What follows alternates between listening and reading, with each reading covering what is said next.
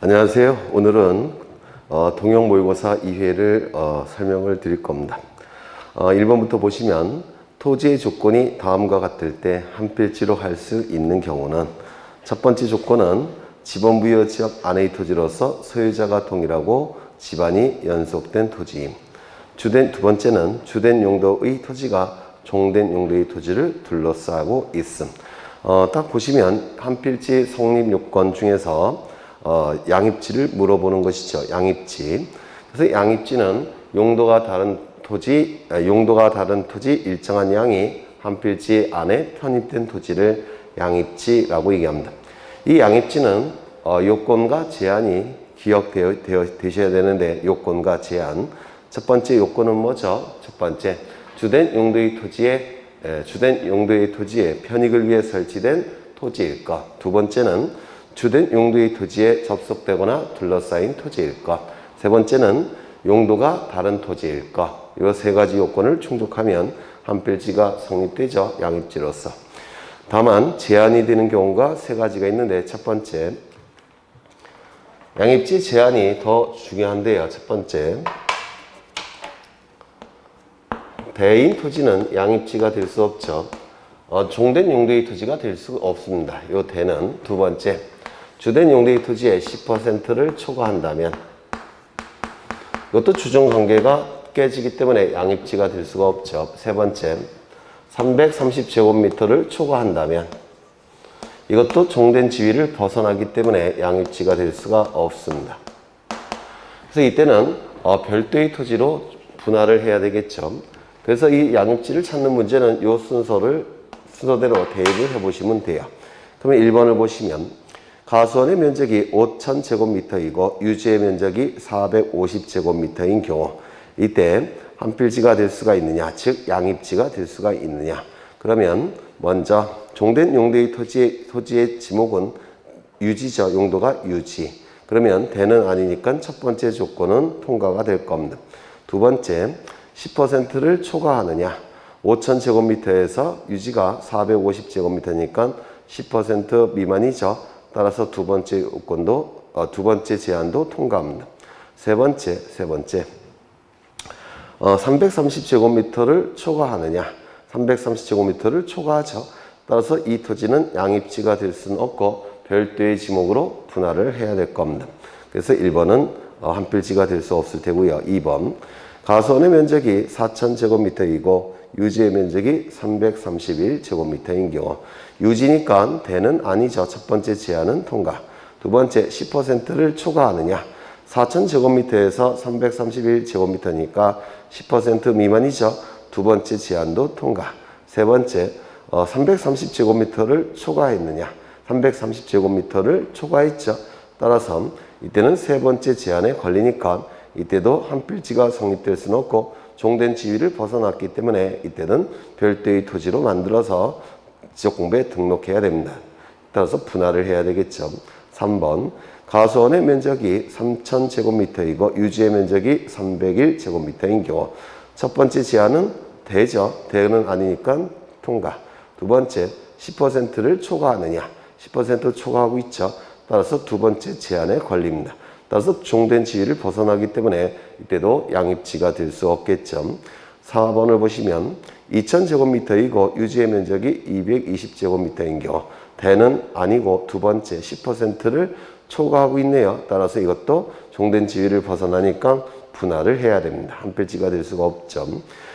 5번을 보시면 가수원 면적이 1000제곱미터이고 유지의 면적이 100제곱미터인 경우, 대는 아니고 두 번째 10%를 초과하고 있지는 않죠. 초과는 아니니까 두 번째 제한은 통과. 세 번째, 330제곱미터도 초과하고 있지는 않죠. 세 번째 제한도 통과. 따라서 이거는 한 필지가 될 겁니다. 양입지가 돼서 종된 용도의 토지로서 주지목 추정원칙상 가수원 안에 포함이 되겠죠. 그래서 정답은 5번. 2번, 지목에 관한 설명 중 옳지 않은 것은 조수가 드나드는 갯벌인 간석지는 지적공부의 등록 대상인 토지가 아니기 때문에 임야로 볼 수 없다. 맞는 지문이죠. 갯벌, 간석지를 얘기하는 건데, 여기가 만조입니다. 밀물대. 그 다음에 여기가 썰물대예요. 그러면 요 부분이 갯벌 또는 간석지라고 하는데, 여기 지목이 뭔지가 문제가 됩니다. 하지만 토지와 바다의 경계는 여기죠. 토지와 바다의 경계는 최대 만족의 선이에요. 따라서 여기부터가 토지가 되기 때문에 여기는 바다 안에 포함이 됩니다. 바다예요. 바다니까 지목이 존재할 수가 없죠. 지목은 존재할 수 없습니다. 따라서 1번 지문은 임야로 볼 수 없습니다. 토지가 아니기 때문에. 그래서 맞는 지문이죠. 2번 강천지에서 격리된 석유를 정제하는 공장 시설물 부지는 공장 용지이다. 일단은 강천지에서 격리된 이라는 표현이 있죠. 그래서 강천지는 될 수가 없을 테고요. 그 다음에 공장 시설물 부지라고 되어 있으니까 당연히 공장 용지가 되겠죠. 그래서 2번도 맞는 지문이고, 3번 종교단체 법인 설립 허가 여부와 관계없이 종교 집회장이나 수도장을 건축하여 사용용 승인된 경우의 지목은 종교 용지이다. 우리가 지목을 결정할 때는 주된 용도에 따라서 지목을 결정합니다. 종교 집회장이나 수도장이라는 표현이 있기 때문에 주된 용도는 종교 용지가 될 텐데, 문제는 종교단체 법인 설립 허가 여부와 관계없이 이 문구가 문제가 될 수 있겠죠. 그런데 우리가 지목을 결정할 때는 주된 용도에 따라서 결정하는 것이고, 그 토지를 누가 사용하느냐는 의미가 없습니다. 지목에 영향을 미치질 않아요. 따라서 종교단체 법인 설립 허가 여부와는 전혀 관련이 없습니다. 누가 사용하느냐는 의미가 없기 때문에 그냥 주된 용도에 따라서 결정하는 겁니다. 그래서 맞는 질문이 됩니다.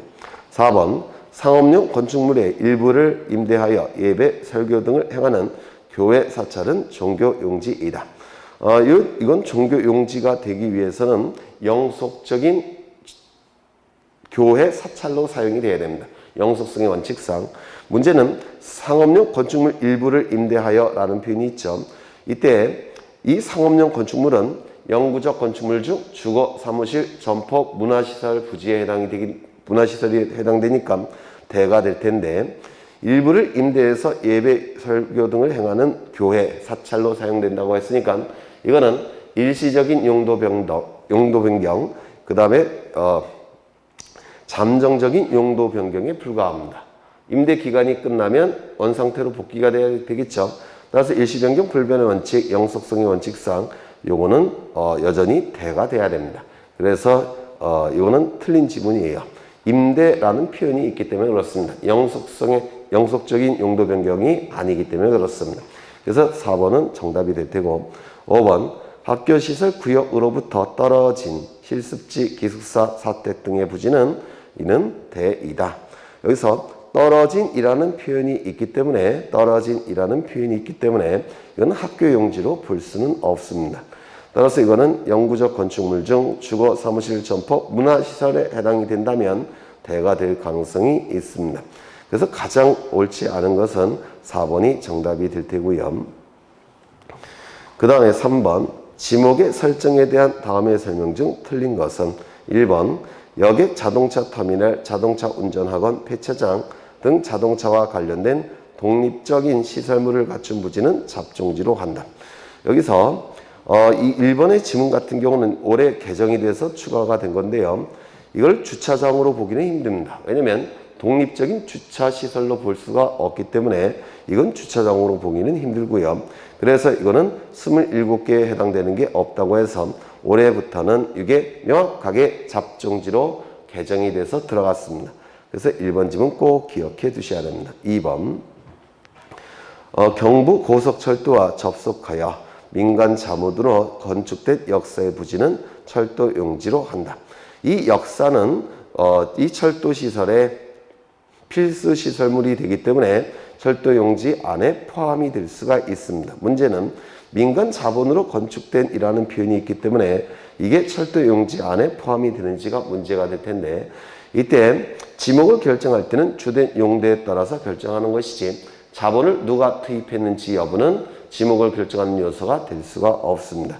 따라서 민간 자본이건 또는 공공 자본이건 지목을 결정하는데 영향을 미치지 않기 때문에 2번 지문은 맞는 지문이 됩니다. 3번 육상의 수산식물 양식을 위하여 인공적으로 설치된 시설물 부지는 양식장으로 한다. 이거는 양어장이 되겠죠. 그래서 육상의 수산 생물의 양식을 위하여 라는 표현이 바로 양어장입니다. 그래서 이 양어장은 동물, 식물을 다 포함을 해요. 그래서 수산 식물이건 수산 동물이건 육상의 그 생물을 양식을 위하여 인공적으로 설치된 시설물 부지는 양어장이 되는 겁니다. 그리고 양식장이라는 지목은 아예 28개 안에 존재하지 않죠. 그래서 정답은 3번. 4번 소방법에 의거 설치된 위험물 이동 탱크 저장시설 부지는 잡종지이다 라고 되어 있는데 이건 잡종지가 정답이 될 텐데요. 이걸 주유소용지로 볼 수 있느냐, 주유소로 볼 수 있느냐. 주유소가 되기 위해서는 판매와 관련이 있어야 됩니다. 근데 이건 판매와 관련이 없고요. 두 번째, 강천지로 볼 수 있느냐. 강천지가 될 수도 없겠죠.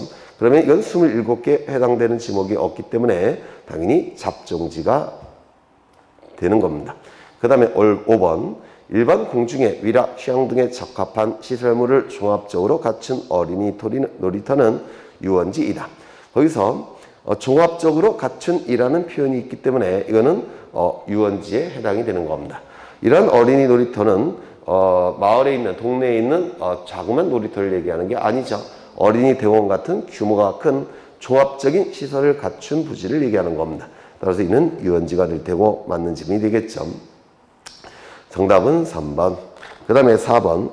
공간정보법령상 분할에 따른 지상 경계를 지상 건축물에 걸리게 결정할 수는 없는 경우는 이 토지를 분할할 때 지상 경계를 결정해야 되겠죠. 이때 원칙은 지상 건축물을 걸리게끔 결정할 수 없음이 원칙입니다. 다만 예외가 존재하죠. 예외는 4가지 반드시 외우셔야 되는데 여기 한 필지 토지가 있더라는 겁니다. 그리고 여기는 건축물이 있어요. 이때 이 토지를 분할할 때는 원칙은 지상 건축물을 걸리게끔 경계를 결정할 수는 없다는 겁니다. 걸리지 않게끔 분할을 해야 됩니다. 이런 식으로. 그런데 예외적으로 지상 건축물을 걸리게끔 분할할 수 있는 경우가 4가지가 있죠. 4가지 꼭 외우셔야 되는데 첫 번째, 법원의 확정 판결이 있는 경우. 두 번째, 공공사업. 세 번째, 도시개발사업.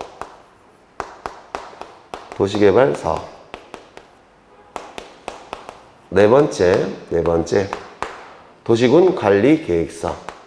도시군 관리 계획서에 따라서 토지를 분할하는 경우.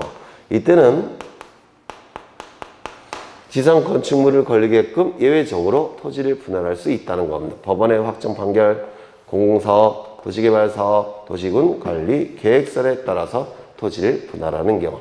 이때 공공사업이라는 단어가 나오면 우리 공간정보법은 8개의 지목이 뒤따라 나오죠. 이것도 외우셔야 돼요. 절, 제, 천, 구, 유, 수, 학, 도. 그래서 여기에 목장용지 이런 지목을 집어넣고 틀린 지문으로 만들 수가 있습니다. 그래서 이거 꼭 외워두셔야 돼요. 절도용지, 제방, 하천, 국어, 유지, 수도용지, 학교용지, 도로. 이때는 지상 건축물을 걸게끔 경계를 결정할 수가 있다는 겁니다. 그러면 정답은 1번이 되겠죠. 2번은 확정 판결, 3번은 공공사업, 4번은 도시개발사업, 5번은 도시군 관리계획서. 따라서 지상 건축물에 걸리게 결정할 수 없는 경우는 1번이 정답입니다. 5번, 공간정보법령상 토지의 조사 등록에 관한 설명으로 틀린 것은 1번, 국토교통부 장관은 모든 토지에 대하여 필지별로 소재, 지번, 지목, 면적, 경계, 좌표 등을 조사 측량하여 지적공부에 등록해야 된다. 시험에 굉장히 자주 출제되는 지문이죠. 모든 토지라는 표현이 있기 때문에 중앙행정기관인 국토교통부 장관이 담당을 하는 겁니다. 그런데 국토교통부 장관이 시군구별로 지적소관청에게 위임을 했죠. 이걸 기관위임이라고 얘기합니다. 따라서 모든 토지라는 단어가 나오면 국토교통부 장관이 나와야 되는 것이고, 관리토지 또는 위임된 토지라는 표현이 나오면 지적소관청이 나와야 됩니다. 그래서 모든 토지 국토교통부 장관, 관리토지 지적소관청, 이 연결관계를 잘 기억해 두셔야 되고요. 2번 지적공부에 등록하는 지번, 지목, 면적, 경계좌표는 토지 이동이 있을 때 토지 소유자의 신청을 받아 지적소관청이 결정한다. 그렇죠. 토지 이동은 지적소관청이 결정하는 것이죠. 다만 원칙은 신청이 있을 때 지적소관청이 결정함이 원칙입니다. 다만 이 신청은 원칙은 소유자가 신청하는 것이죠. 다만 제3자가 대위 신청하는 경우도 있고 특례 규정도 있었죠. 이러한 신청이 없을 때 지적소관청은 직권으로 토지 이동을 결정하게 될 텐데 직권으로 토지 이동을 결정하는 순서도 반드시 외우셔야 됩니다. 첫 번째, 토지 이동 현황 조사 계획을 수립하는 것이고 두 번째, 수립한 계획에 따라서 현장에 가서 토지 이동 조사를 해야 되고 조사를 통해서 정보가 수집이 되면 그 정보를 토지 이동 조사부에 적어야 될 테고 조사부를 가지고 청사로 돌아와서 중요한 정보 추려내고 계산했고 계산해서 토지 이동 조서를 작성합니다. 이 작성된 조서를 토지 이동 정리 결의서에 첨부한 다음에 지적소관청은 직권으로 정리를 하게 될 겁니다. 그래서 이 직권에 의한 토지 이동도 반드시 외우셔야 돼요. 그 다음에 3번 지적소관청은 토지의 이동 현황을 직권으로 조사 증명하여 토지의 지번, 지목, 면적, 경계좌표를 결정하려는 때에는 토지 이동 현황 조사 계획을 수립하여 시도지사 또는 대도시장의 승인을 받아야 된다. 이건 틀린 지문이죠. 토지 이동 현황 조사 계획을 수립해서 조사 절차에 들어가는 것이지 시도지사, 대도시장의 승인이 필요가 없습니다. 그 이유는 국토교통부 장관이 지적소관청에게 직접 위임한 것이기 때문에 기관 위임을 한 것이기 때문에 시도지사, 대도시장의 승인은 들어가지 않습니다. 그래서 정답은 3번, 4번 지적소관청은 토지 이동 현황 조사 계획에 따라 토지의 이동 현황을 조사한 때는 토지 이동 조사부에 토지 이동 현황을 적어야 한다. 맞죠? 5번 지적소관청은 토지 이동 현황 조사 결과에 따라 지번, 지목, 면적, 경계, 좌표를 결정할 때는 이에 따라 지적 공부를 정리해야 되겠죠. 토지 이동을 결정했으니까 당연히 그걸 반영해야 되죠. 지적 공부에. 그래서 정리를 해야 됩니다. 그래서 정답은 3번. 6번 축적 변경 절차에 관한 설명으로 옳지 않은 것은 1번 지적소관청은 축적 변경을 하려면 축적 변경 시행 지역의 토지 소유자 3분의 2 이상의 동의를 받아 축적변경위원회의 의결을 거친 후 시도지사, 대도시장의 승인을 받아야 된다. 맞는 질문일 텐데 이 축적변경 절차는 꼭 좀 이해를 하셔야 되고 숫자 같은 것을 반드시 암기하셔야 되죠. 지적소관청은 토지 소유자 3분의 2 이상의 동의와 축변이 의결을 거친 다음에 시도지사, 대도시, 시장의 승인을 받습니다. 승인을 받은 후 지적소관청은 지체 없이 축적 변경을 시행할 것을 공고하게 됩니다. 이 시행 공고는 20일 이상 해야 되고 시행 공고일로부터 확정 공고일까지 두 가지를 정지시키죠. 첫 번째, 지적정리 정지. 두 번째, 경계보건 측량 정지. 다만 경계점 표지를 설치하기 위한 경계보건 측량은 진행을 시켜야 되고 축적변경위원회 의결이 있다라고 한다면 진행을 시켜야 됩니다. 이 축적변경 시행 공고가 이루어지게 되면 이제 경계점 표지를 설치해야 되는데 이 경계점 표지는 축적변경 측량을 위해서 설치하는 것이죠. 그럼 이 경계점 표지와 관련해서 첫 번째, 누가 설치하느냐? 소유자나 점유자가 설치하죠. 두 번째, 언제까지 설치하느냐? 30일 이내에 설치하죠. 시행 공고일로부터 30일 이내에 설치합니다. 세 번째, 어디에다가 설치하느냐? 시행 공고일 현재 점유하고 있는 경계에 설치를 합니다. 경계점 표지가 설치가 됐다면 이제 설치된 경계점 표지를 가지고 측량에 들어가야 되겠죠. 이때 하는 측량을 축척 변경 측량이라고 얘기합니다. 이 측량을 통해서 토지의 표시 등을 새로이 정하게 될 텐데 원칙은 지적소관청은 각 필지별로 지번, 지목, 면적, 경계, 좌표값을 새롭게 정하게 될 겁니다. 다만 축적변경위원회 의결도 필요 없고 시도지사, 대도시장의 승인이 필요 없는 축적변경이 두 가지가 있죠. 그 예외적인 축적변경의 경우에는 면적만 축적변경 측량 결과도에 따라서 새롭게 정하고 나머지는 종전 지적공부에 따르게 될 겁니다. 그러면 축변이 의결 필요 없고 시도지사, 대도시장의 승인이 필요 없는 축적변경은 두 가지가 있는데 기억나셔야 돼요. 그림을 떠올리시면 됩니다. 첫 번째, 합병하고자 하는 토지가 서로 다른 축척의 지적도에 등록되어 있어 합병을 위해서 축적 변경을 하는 경우. 두 번째, 도시개발 사업 시행 지역 안의 토지 중에서 도시개발 사업에서 제외된 토지의 축적 변경을 하는 경우. 이 두 가지 경우는 축적 변경위원회 의결 필요 없고 시도지사, 대도시장 승인 필요 없고 면적만 새롭게 정하게 될 겁니다. 그럼 면적은 달라지니까 필지마다 면적이 얼만큼 달라졌는지 서류를 작성해야 되죠. 이를 지번별 조서라고 얘기합니다. 지번별 조서가 작성이 됐으면 작성된 지번별 조서를 기준으로 청산 절차에 들어가겠죠. 청산 절차가 완료가 되면 이제 지체 없이 축적 변경이 확정되었음을 공고합니다. 그럼 공고 시점에 토지 이동의 법적인 효력이 나타나겠죠. 그리고 법적인 효력이 나타났으니까 이를 지적공부에 등록하고 그리고 달라진 부분에 대해서 등기소에 변경 등기를 지체 없이 촉탁을 해야 될 겁니다. 그래서 이 축적 변경 절차와 관련해서 이 절차를 좀 정리를 하셔야 됩니다. 그러면 1번을 보시면 지적소관청은 축적 변경을 하려면 축적 변경 시행 지역의 토지 소유자 3분의 2 이상의 동의를 받아 축적 변경위원회의 의결을 거친 후 시도지사, 대도시시장의 승인을 받아야 된다. 맞는 지문이죠. 여기서 3분의 2라는 숫자는 반드시 기억해 두셔야 됩니다. 4분의 3도 아니고 2분의 1 이상도 아니고 3분의 2. 2번 축적변경위원회 의결 및 시도지사, 대도시시장의 승인이 없이 축척을 변경할 때는 각 필지별로 지번, 지목, 경계는 종전 지적공부에 따르고 면적만 새롭게 정한다. 이때의 면적도 축적변경 그냥 성가도가 아니라 결과도에 따라서 정하게 됩니다. 축적변경 측량 결과도에 따라서 면적을 정해야 된다는 겁니다. 3번 축적변경 측량 결과도에 따라 면적을 측정한 결과 축적변경 전의 면적과 축적변경 후의 면적의 오차가 허용 범위 이내인 경우에도 축적변경 후의 면적을 결정 면적으로 한다. 이게 틀린 지문이죠.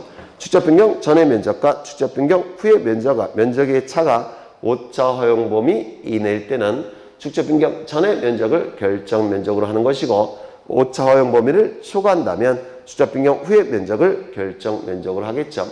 그러면 오차 허용 범위 이내일 때는 왜 축적변경 전의 면적을 결정 면적으로 하게 되느냐?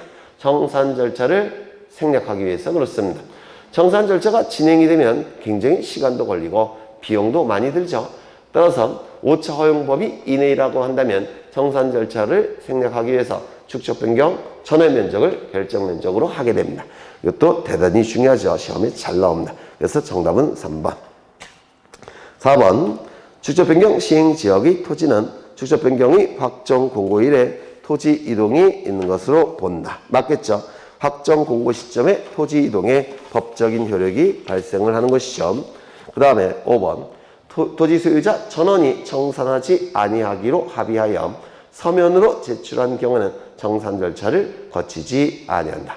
청산 절차가 생략되는 경우가 두 가지가 있는데 이 축적 변경 전후의 면적의 차가 오차 허용 범위 이내인 경우. 다만 이때도 축변위의 의결이 있다고 한다면 청산 절차 진행해야 되죠. 두 번째가 더 중요한데 소유자 전원이 한 명이라도 빠지면 안 되죠. 보통 4분의 3 뭐 이런 식으로 출제가 되니까 전원 반드시 암기하셔야 됩니다. 토지 소유자 전원이 청산하지 아니하기로 합의하여 반드시 서면으로 제출한 경우 이때도 청산 절차가 생략이 가능하죠. 그래서 정답은 3번이 정답이 될 테고요. 그 다음에 7번 공간정보법령상 대지권 등록부의 등록사항이 아닌 것은 첫 번째 대지권 비율. 대지권 비율이 등록되는 지적공부는 딱 하나죠. 대지권 등록부. 대지권 비율은 대지권 등록부. 이때 이 대지권 비율은 전유 부분의 면적 비율로 결정이 되죠. 전유 부분의 면적은 바로 구분 건물의 전유 부분의 건물의 표시죠. 따라서 전유 부분의 건물의 표시도 대지권 등록부에 등록되는 내용이 될 겁니다. 또 하나 건물의 명칭 같은 경우는 집합건물 그러니까 공동주택의 경우에는 보통 명칭이 있죠. 그래서 대지권 등록부에 등록되는 특수한 정보 세 가지 정도를 좀 외우셨으면 좋겠는데 첫 번째 대지권 비율, 두 번째 전유 부분의 건물의 표시, 세 번째 건물의 명칭. 요 세 가지는 대지권 등록부에만 등록되는 특수한 정보입니다. 다시요. 대지권 비율. 그 다음에 전유 부분에 건물의 표시, 그리고 건물의 명칭 좀 외워두시죠. 2번을 보시면 건물의 명칭, 대지권 등록부에만 등록되죠. 3번을 보시면 소유권 지분, 공유지분을 얘기할 텐데 이 소유권 지분은 두 군데만 등록하죠. 공유지원명부, 대지권 등록부.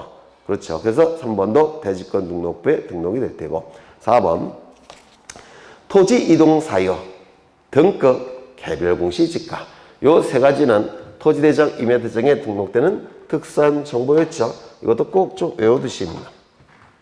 토지대장과 임야대장에만 등록되는 특수한 정보. 첫 번째, 토지 이동 사유. 두 번째, 등급. 세 번째, 개별 공시 지가. 요 세 가지는 토지대장, 임야대장에만 등록되는 특수한 정보로서 우리 시험에 아주 자주 출제가 되죠. 그래서 요 7번의 정답은 4번이 될 테고요. 그 다음에 토지대장과 토지 소유자가 변경된 날과 그 원인. 이건 소유자에 관한 정보입니다. 소유자에 관한 정보니까 네 군데만 등록하겠네요. 토지대장, 임야대장, 공유지원명부, 대지권 등록부. 그래서 요 5번도 좀 꼭 기억해 두시죠. 소유자에 관한 정보는 토지대장, 임야대장, 공유지원명부, 대지권 등록부에 등록됐다는 거. 그래서 정답은 4번. 쉬운 문제죠. 8번. 공간정보법령에서 규정하고 있는 면적에 관한 설명 중 틀린 것은 1번. 경위 측량 방법으로 세부 측량을 한 지역의 필지별 면적 측정은 전자면적 측정기에 의한다. 이 전자면적 측정기는 도면 위에서 면적을 측정하는 기구죠. 도면 위에서 면적을 측정하는 기구가 바로 전자면적 측정기라는 건데 이때 도면을 작성할 때는 평판 측량이나 전자평판 측량을 통해서 도면을 작성하는 겁니다. 따라서 전자면적 측정기와 관련된 측량은 바로 평판 측량이나 전자평판 측량이 바로 전자면적 측정기와 관련된 측량에 해당이 됩니다. 그래서 1번은 틀렸죠. 경위 측량 방법은 좌표값을 수집하는 측량입니다. 경위의, 경도와 위도를 재는 의, 기구라는 뜻이에요. 그래서 경도와 위도를 재는 기구를 통해서 수집하는 정보는 좌표값이겠죠. 그러면 좌표값 가지고 면적을 계산하는 방법이 좌표면적 계산법이 되겠죠. 그래서 이 좌표면적 계산법은 경위 측량 방법과 경위 측량과 연결이 되어 있는 겁니다. 그래서 면적을 측정하는 방법은 두 가지가 있는데 전자면적 측정기에 의한 측정 방법, 좌표면적 계산법 두 가지가 있는데 이 전자면적 측정기에 의한 측정 방법은 평판 측량과 연결되는 것이고 좌표면적 계산법과 연결된 측량은 경위 측량이 여기에 해당이 됩니다. 그래서 이거 기출지문인데 좀 틀린 지문이죠. 2번. 경계점 좌표 등록부에 등록하는 지역의 토지 면적은 제곱미터 이하 한 자리 단위로 결정한다. 이 경계점 좌표 등록부는 좌표값이 등록된 장부이기 때문에 좌표값이 있다는 뜻이죠. 좌표값이 있으면 이 좌표값을 컴퓨터에 입력합니다. 그리고 면적을 계산해내는 프로그램을 돌려버려요. 그럼 컴퓨터가 좌표값을 가지고 면적을 아주 정밀하게 구할 수가 있죠. 면적을 정밀하게 구할 수 있기 때문에 지적공부에 등록할 때도 상세하게 등록해야 되죠. 상세하게 등록하는 것은 소수점 첫째 자리까지 구해서 등록하는 겁니다. 소수점 첫째 자리를 1제곱미터 이하 한 자리라고도 부르죠. 따라서 경계점 좌표 등록부에 등록하는 지역의 토지 면적은 제곱미터 이하 한 자리 또는 소수점 첫째 자리까지 결정해서 등록을 하게 될 겁니다. 그래서 맞는 지문이 되겠죠. 3번 면적은 토지대장과 임야대장에 등록한다. 면적이 등록되는 지역 공부는 딱 두 가지죠. 토지대장, 임야대장.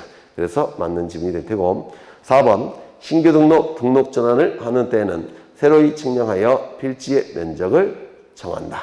신규 등록은 한 번도 지적공부에 등록된 적이 없는 토지를 지적공부에 처음으로 등록하는 것을 신규 등록이라고 하죠. 그러면 지적공부에 등록할 때 도면도 작성이 돼야 되고 대장도 작성이 돼야 되는데 도면을 작성했으면 이제 그 작성된 도면을 가지고 면적을 측정해서 대장에 등록을 해야 되겠죠. 그래서 면적 측정이 필요하고요. 등록 전환. 임야대적, 임야도에 등록된 토지를 토지대장 지적도에 옮겨서 등록하는 것을 등록전환이라고 얘기합니다.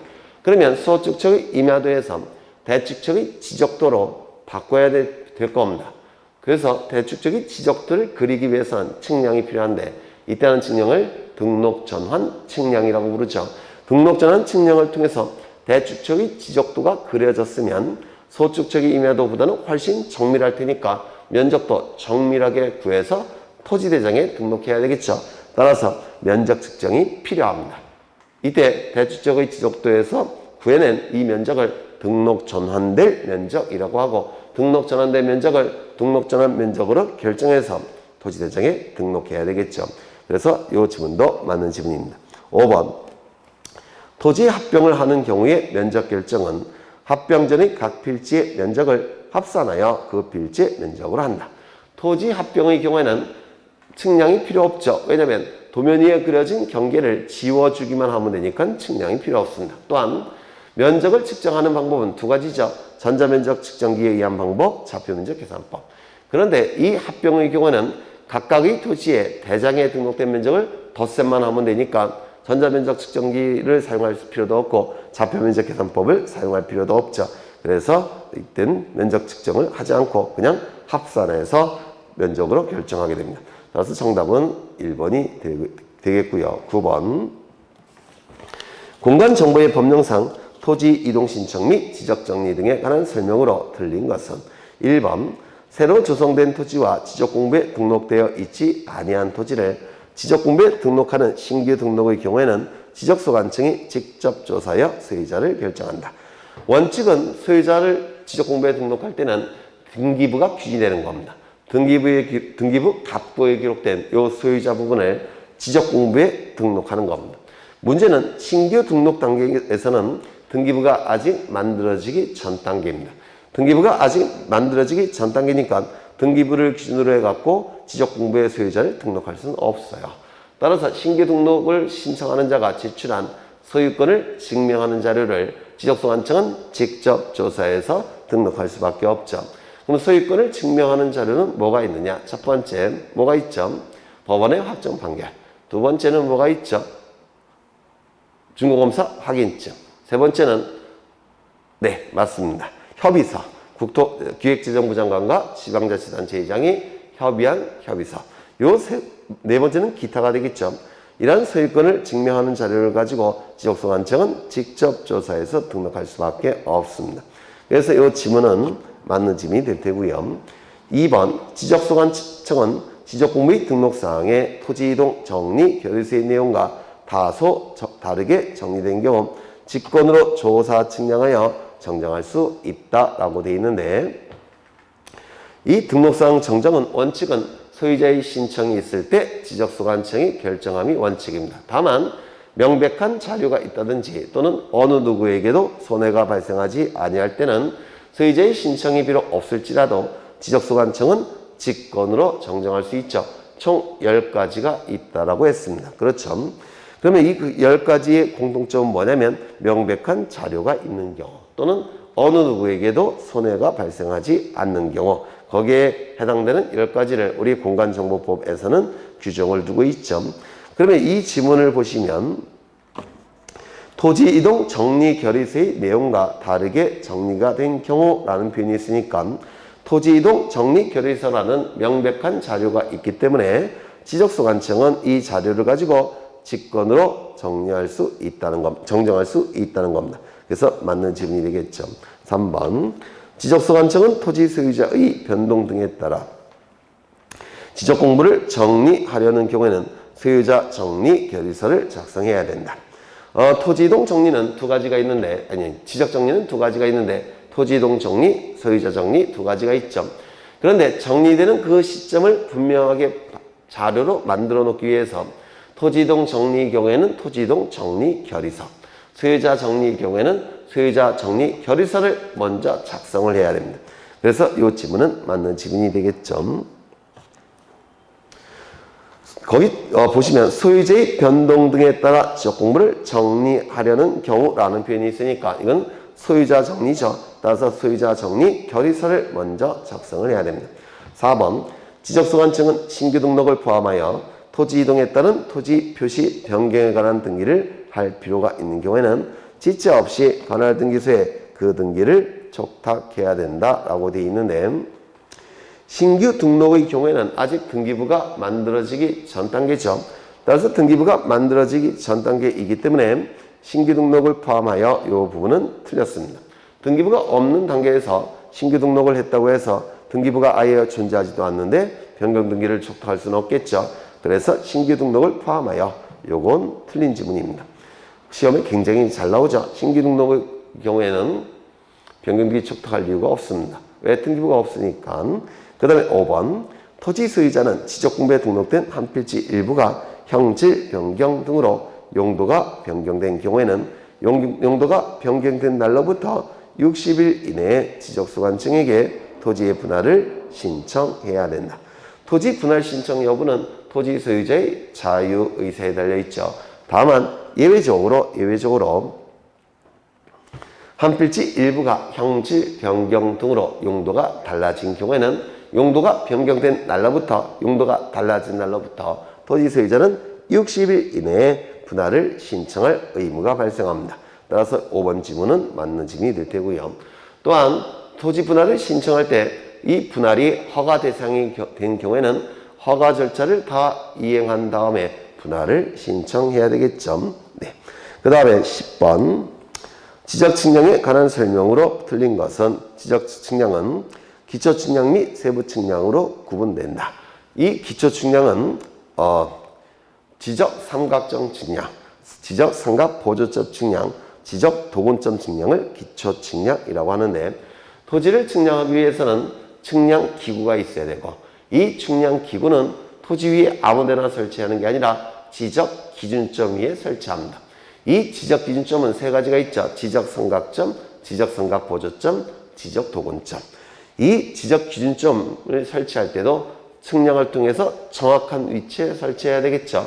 이때 하는 측량을 기초 측량이라고 얘기하고, 지적 삼각점을 설치할 때 하는 기초 측량을 지적 삼각점 측량, 지적 삼각 보조점을 설치할 때 하는 측량을 지적 삼각 보조점 측량, 지적 도근점을 설치할 때 하는 측량을 지적 도근점 측량.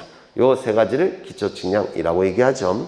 그리고 토지에 관한 세부적인 정보인 면적, 경계, 좌표값과 관련된 측량을 세부적인 정보와 관련됐다고 해서 세부 측량이라고 얘기합니다.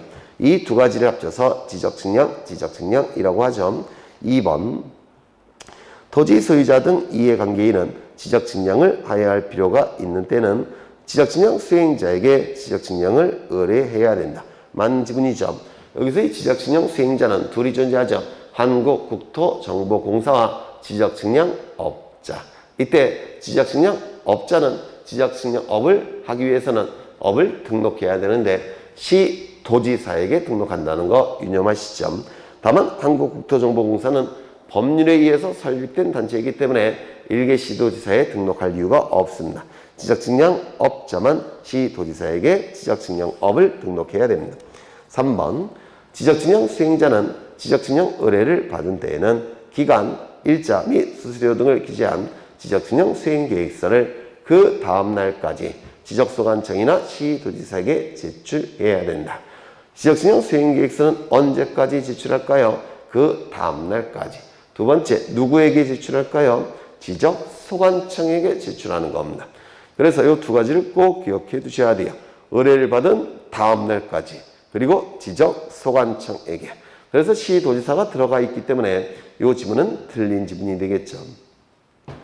4번 지적소관청은 지적측량 수행자가 제출한 지적측량 수행계획서에 따라 지적측량을 하려는 지역의 지적공부와 부동산 종합공부에 관한 전산자료를 수행자에게 제공해야 된다. 그 이유는 정확한 지적측량을 하라는 의미입니다. 따라서 이때 지적소관청은 이러한 지적공부와 종합공부에 관한 전산자료를 지적측량 수행자에게 제공하게 되면 이 제공된 자료를 가지고 가능한 정확하게 지적측량을 수행하게 될 겁니다. 따라서 맞는 지문이 될 테고 5번 지상 건축물 등의 현재의 상황을 지적도, 임야도에 등록된 경계와 대비하여 표시할 때 하는 측량을 뭐라 부르죠? 지적 현황 측량. 이건 정확하게 암기하셔야 됩니다. 지상 건축물 등의 현재의 상황을 도면에 등록된 경계와 대비하여 표시하기 위해서 도면에 그리기 위한 측량. 이를 지적 현황 측량이라고 얘기합니다.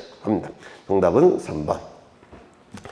지적 전산 자료의 이용을 위한 관계 중앙행정기관의 심사 기준이 아닌 것은 지적 전산 자료의 이용이나 또는 활용을 신청하기 위해서는 미리 관계 중앙행정기관의 심사를 거친 후 이 이용을 신청해야 되겠죠. 해당 소관청에게.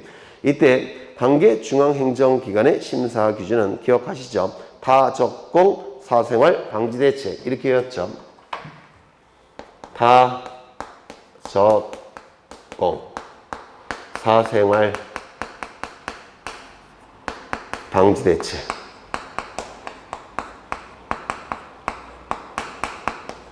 꼭 외워두셔야 돼요.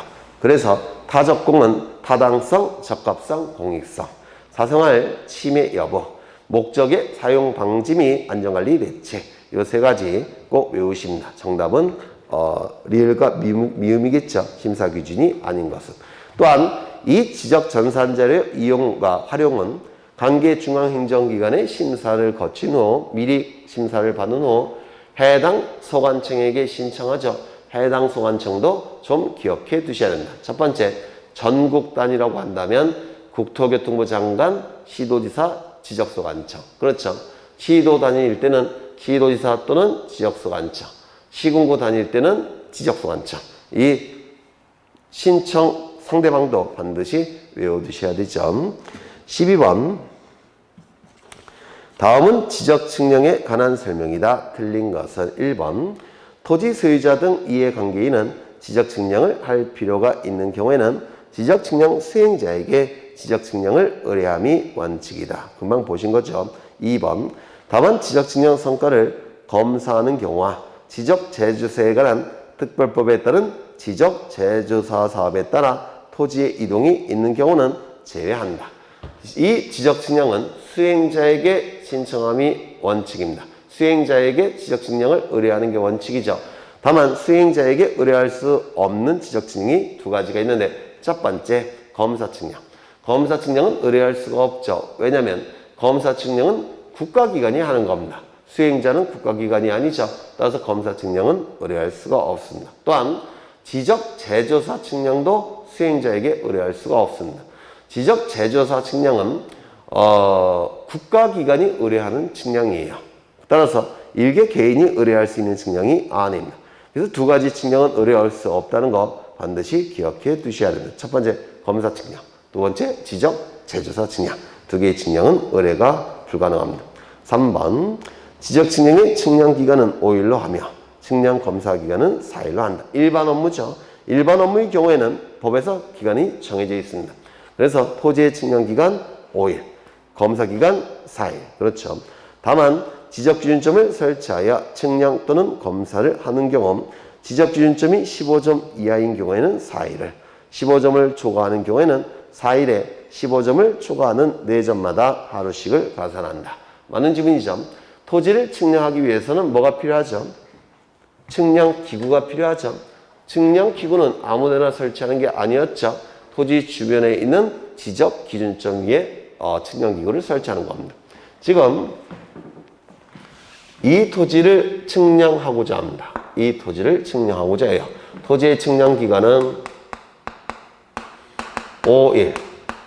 토지의 검사 기간은 4일. 이게 일반 업무가 될 겁니다. 그런데 이 토지를 측량하기 위해서는 토지 주변 위에 기준점이 있어야 됩니다. 기준점이 이렇게 있어야지만 이 기준점 위에다가 측량기구를 설치해서 토지를 측량할 수 있는 겁니다.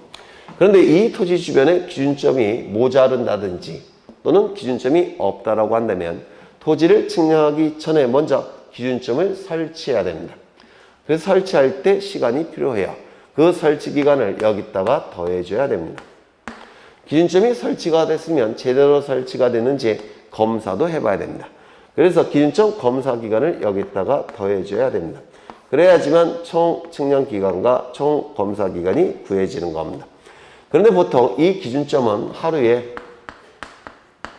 4점 정도를 설치가 할 수 있고 하루에 4점 정도를 검사할 수 있답니다. 그래서 우리 공간정보법에서는 15점까지는 기준점 15점까지는 4일을 줍니다. 측량 기간을, 설치 기간을. 그리고 15점까지는 검사 기간도 4일을 주게 돼요. 그러면 4점마다 하루씩이 추가돼야 되겠죠. 4점마다 하루씩이 추가돼야 됩니다. 그래서 하루씩이 추가돼야 됩니다. 그럼 여기는 23점. 여기는 19점이죠. 19점. 여기는 23점. 이렇게 될 겁니다. 그래서 이건 계산 문제로 자주 출제가 되니까 기억해 두셔야 되겠죠.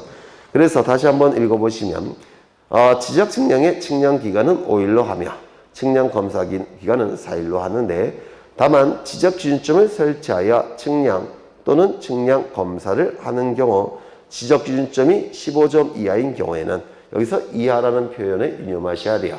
그래서 15점까지는 왜냐면 하루에 4점 정도를 설치할 수가 있으니까 15점까지는 무조건 4일을 준다는 겁니다.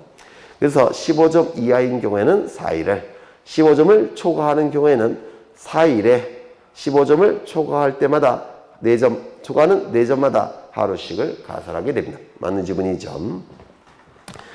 4번을 보시면 지적 측량 의뢰인과 수행자가 서로 합의하여 따로 기간을 정하는 경우 합의 업무죠. 이때는 그 기간에 따르되 전체 기간의 4분의 3은 측량 기간, 전체 기간의 4분의 1은 검사 기간으로 본다. 합의 업무는 합의 기간의 4분의 3은 측량 기간, 4분의 1은 검사 기간으로 사용하죠. 그래서 이것도 맞는 짐이 됩니다. 5번 경계보건 측량은 검사를 받지 아니하나 지적 현황 측량의 경우에는 검사를 받아야 된다. 이 경계보건 측량과 지적 현황 측량의 경우에는 보건 단계의 측량이죠. 보건 단계의 측량 특징 몇 가지를 꼭 외워두셔야 돼요. 보건 단계의 측량의 특징이 몇 가지가 있죠. 첫 번째, 등록할 때의 측량 방법과 복원할 때의 측량 방법은 원칙적으로 동일한 측량 방법을 사용해야 되죠.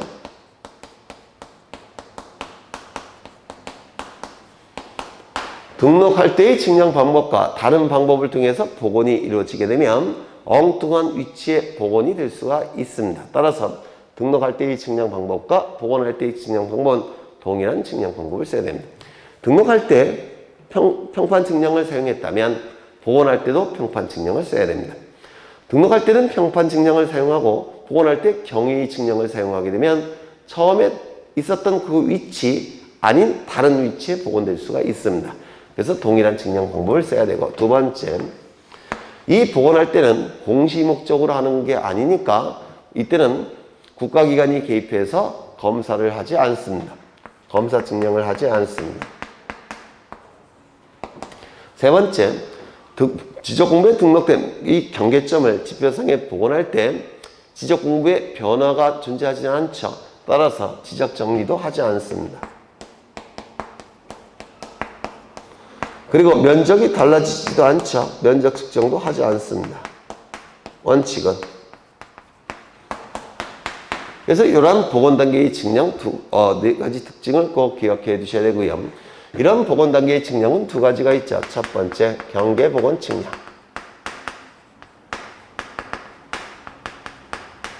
두 번째, 지적 현황 측량.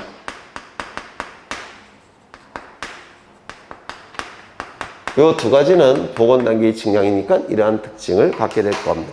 그러면 지문을 보시면 경계 복원 측량은 검사를 받지 아니하나 지적 현황 측량의 경우에도는 검사를 받아야 된다. 틀린 질문이 되겠죠. 정답은 5번. 공간정보의 구축 및 관리에 관한 법령상 지상 경계점 등록부의 등록사항으로 옳은 것은 이 지상 경계점 등록부의 등록사항 반드시 기억해 두셔야 되죠. 첫 번째, 소재 지번은 무조건 등록이 돼야 돼요. 어느 행정구역에 있는 몇 번지 토지에 대한 지상 경계점 등록부라는 게 밝혀져야 되니까 소재 지번은 무조건 등록을 해야 되겠죠. 두 번째, 이 지상 경계점 등록부는 경계점과 관련된 정보가 등록되는 장부죠. 그런데 이 경계점과 관련된 정보 중에서 가장 정밀하고 가장 중요한 정보가 있다면 그것도 등록해야 되겠죠. 그게 바로 좌표값입니다. 경계점 좌표. 그렇죠. 다만 이 경계점 좌표는 항상 존재하는 정보는 아니기 때문에 있을 때만 등록하겠죠. 그 다음에 어떻게 외웠죠? 위설, 지목, 사파, 종이 이렇게 외웠죠. 위설, 위치 설명도, 지목, 공부상의 지목과 실제 이용 지목, 사파, 사진 파일, 종류, 경계점 표지의 종류 및 위치. 그래서 위설, 지목, 사파, 종이 이렇게 외우신 적이 있어요. 소재와 지번은 반드시 있어야 되고, 그리고 좌표값이 있다면 좌표값도 등록해야 되고, 그리고 나머지는 위설, 지목, 사파, 종이 이렇게 외우셔야 됩니다. 그러면 정답은 2번이 되겠네요. 경계점 표지의 사진, 경계점의 사진 파일. 그렇죠. 그 다음에 14번을 보시면 공간 정보의 구축 및 관리에 관한 법령상 축적 변경에 관한 설명이다. 가로 안에 들어갈 내용으로 옳은 것은 1번. 첫 번째, 지적소관청은 축적 변경을 하려면 축적 변경 시행 지역의 토지 소유자 동의를 받아. 얼마의 동의죠? 3분의 2 이상의 동의를 받아. 축적변경위원회의 의결을 거친 후 시도지사, 대도시시장의 승인이 필요하죠. 두 번째, 축적변경 시행지역의 토지 소유자, 점유자는 시행공고일로부터 며칠 이내에 시행공고일 현재 점유하고 있는 경계에 경계점 표지를 설치해야 된다. 이 경계점 표지가 설치가 돼야지만 대축척의 지적도로 그릴 수 있는 축적변경 증명을 할 수가 있습니다. 이 경계점 표지는 첫 번째, 누가 설치하느냐? 소유자나 점유자가 설치하죠. 두 번째, 언제까지 설치하느냐? 시행공고일로부터 30일 이내에 설치하죠. 세 번째, 어디에다가 설치하느냐? 시행공고일 현재 점유하고 있는 경계에 설치하겠죠. 따라서 정답은 4번이 정답이 되겠네요. 그렇죠. 15번, 다음은 토지 이동 및 지적 공부에 관한 설명이다. 옳지 않은 것은 1번, 지적 공부의 복구, 신규 등록, 등록 전환, 분할 및 축적 변경을 하는 경우에는 면적을 측정한다.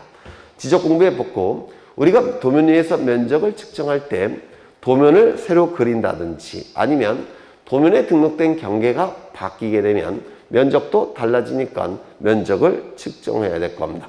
도면을 다시 그리거나 아니면 도면 위에 등록된 경계가 달라질 때 그때 면적을 다시 측정해야 됩니다. 그렇다면 지적공부의 복구, 지적공부가 없어졌다는 겁니다. 도면도 없어졌고 대장도 없어졌다는 겁니다. 그럼 도면도 다시 만들어야 되고 대장도 다시 만들어야 되겠죠. 따라서 도면을 그린 다음에 측량을 통해서 도면을 그린 다음에 이 그려진 도면 위에서 면적을 측정을 해야 됩니다. 그리고 대장에 등록하게 됩니다. 그래서 지적공부의 복구는 면적 측정이 필요하죠. 신규 등록, 한 번도 지적공부에 등록된 적이 없는 토지를 지적공부에 맨 처음에 등록하는 게 신규 등록이죠.